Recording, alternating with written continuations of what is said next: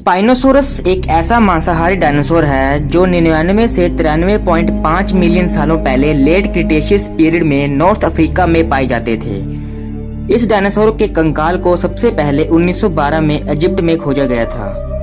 Spinosaurus सबसे लंबे समय तक ज्ञात स्थलीय मांसाहारी डायनासोर हैं। स्पाइनोसोरस की तुलना में अन्य बड़े मांसाहारी डायनासोरों में टायरानोसोरस, जिगनाटोसोरस और कारगेंटोसोरस जैसे थोरोपोड शामिल हैं।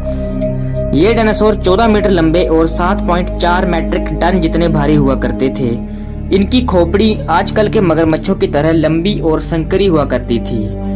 इनके जबड़े में सीधी लाइन में कोनिकल शेप के दांत हुआ करते थे, जिससे ये साबित हो जाता है कि स्पाइनोसोरस बड़े डायनासोरों का शिकार नहीं कर सकते थे।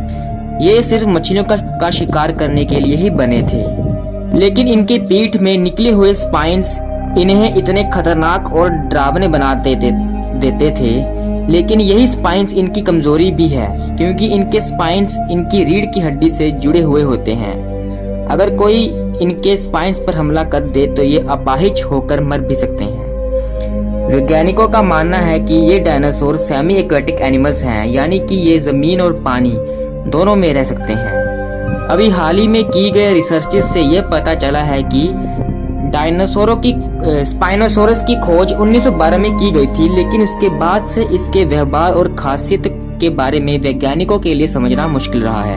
पहले की रिसर्च से यह पता चला है कि स्पाइनोसोरस पानी में रहते थे और मछली पकड़ने के लिए अपनी विशाल पूंछ से पानी में तैरते थे। अब पाया गया है कि यह पानी में ठीक से नहीं रह पाते थे, बल्कि ये नदी के तट पर ही के पास रहते थे और मछली को पानी से बाहर लेकर आते थे। वैज्ञानिकों ने इनके जीवाश्म और पंखों की तुलना दूसरों डायनासोरों के खोपड़ों और कंकालों, जीवित और विलुप्त हो चुके जीवों के साथ भी की। स्टडी में पाया गया कि स्पाइनोसोरस पानी में शिकार करने में ज्यादा तेज या असरदार नहीं रहे होंगे, यानी कि ये जितने तेज शिकार जमीन में करा करते थे, उतने ही धीमे शिकार ये पानी में भी करा करते थे। अभी मैंने आपको बताया था कि ये डायनासोर लेट क्रिटेशियस पीरियड में ही राज करते थे, लेकिन ये नॉर्थ अफ्रीका में रहा करते थे। इस कारण से इन्होंने कभी भी टी-रेक्स जैसे जीवों का सामना नहीं किया होगा, क्योंकि ये दोनों एक ही टाइम पीरियड में तो पाए जाते थे, लेकिन ये दोनों अलग अलग जगहों में रहते थे। स्पाइनोसोरस जहां नॉर्थ अफ्रीका में रहते थे, वही टी-रेक्स नॉर्थ अमेरिका में रहा करते थे। तो ये थे स्पाइनोसोरस से जुड़े कुछ रोचक तथ्य।